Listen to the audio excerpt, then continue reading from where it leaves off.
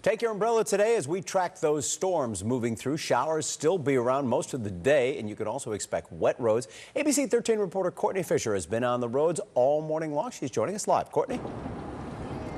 Good morning, guys. We are on Allen Parkway now, and this is where you can see how it rained overnight. I want to show you what we're looking at. Wet roads, that definitely caused some issues overnight. Now that there are more cars and trucks on the road, heading to work, school, all of that, we have started to see the accident and spinouts pick up. We're actually heading to the Katy Freeway at Patterson. Right now, Catherine Whaley's been talking about a fender bender she showed you on some of our TransStar cameras overnight. So for the most part, minor issues, but definitely slow down out there. We are definitely seeing wet roads. We'll send it back to you. Good morning, everybody. I'm Jeff Ealing near Tomball, where a CVS has been the latest victim of a smash and grab. We're told by constables that a pickup truck was used to slam right through the front door of this CVS. We're at Glenlock Forest Drive near State Highway 99. We did find out that the ATM is still inside the store. Still trying to figure out at this moment if anything was actually taken from the store, but we do know that the guys who drove the truck in apparently were wearing masks. Right now, cleanup still underway. Reporting live, Jeff Ealing, ABC 13 Eyewitness News. New eyewitness video keeps surfacing from a deadly shooting inside a North Harris County sports bar. Today, relatives of the man killed plan to meet with an attorney. ABC 13 reporter Charlie Etsedy is on this story. And Charlie, deputies say a security guard killed that man?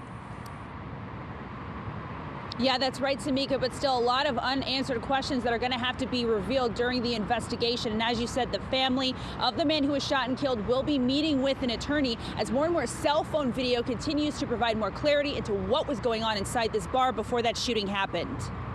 More fallout is on the horizon from the deadly Sunday morning Ojos Locos shooting that left one dead and another injured. Well, my main goal is to get justice for the family. These people have somebody taken away from them in an instant. An attorney is now representing the family of the man who was killed and says several lawsuits are coming for both Ojos Locos and the security guard who fired those shots. New cell phone video captures tense moments between some customers and a guard who is seen pulling out a chair from underneath a man, causing him to fall to the floor. Investigators say 3 guards in total were trying to clear out the bar early Sunday morning when the shooting happened. I think that a case could be made that was an overreaction. Retired HPD officer Mark Stevens watched this angle of the shooting and says there are many factors that will need to be considered for why this guard felt the need to fire his weapon. You have to understand too, you know, the threshold is was he in fear of his life, or was he in fear for the lives of others? So you have to keep that in mind as well. And it will be up to a grand jury to decide whether or not the security guard who fired those shots will be charged in this case. In North Harris County, Charlie Etsedy, ABC 13 Eyewitness News. Thanks, Charlie. Now to the most watched video on ABC13.com. A killer on the run after shooting a man outside a McDonald's. It was packed with customers in North Houston.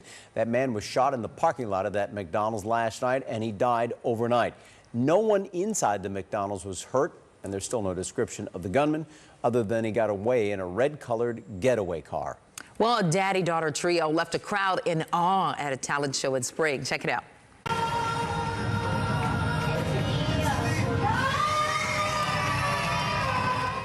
That's Chris Larmuth and his 2 daughters, Ellie and Eva. They took the stage Friday night for a show-stopping performance at Lem Elementary School. The act included singing and makeshift acrobatics. Apparently, the performance started as a bedtime routine.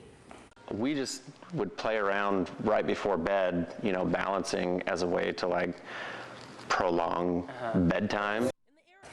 Well, there you go. Chris says he hopes this will teach his daughters to keep going no matter how tough it is. Good for him. All right, let's talk to Alita about these storms. Cooler weather today. Yes, there could be a few storms, but most of the thunderstorms this morning have been confined mainly to our north of the Huntsville area. Perhaps we could see an isolated rumble of thunder later on today. A frontal system making its way offshore, but still lots of moisture as those disturbances continues to push across our area. You're going to need the jacket today, including the umbrella. I think those rain chances will really start to build as we get into the afternoon as that front starts to drift further up toward the north. There's going to be an isolated threat for excessive rainfall just north of the Brazos Valley, so up toward Waco and into the Lufkin area. Here you can see the majority of the rain falls, the highest rainfall totals from Waco up toward College Station between 2 to 3 inches, not ruling out a ½ an inch to an inch across much of southeast Texas. That's going to be the favorable amount. But notice the front eventually working its way back to the north as we get into the evening hours and into Wednesday. Those chances for rain remain high on Wednesday as a frontal system now will be pushing through our area with that front pushing into Louisiana as we get into Wednesday night. We're going to see some clearing behind that. That means sunshine returning on Thursday. Cooler temperatures by Friday morning. We're talking temps to start you off in the upper 30s with highs in the low 60s. Catherine. And Alita, definitely a slow morning drive in and expect delays around town as long as we do have rain in the forecast. A reminder, though, we still have the 610 West Loop closure in effect northbound from Fortis to 59 overnight from 9 p.m. to 5 a.m. and that lasts all the way until March 2nd, so be prepared to detour in that area. Okay, that's all the time we have for the news this morning. Have a great day, everybody.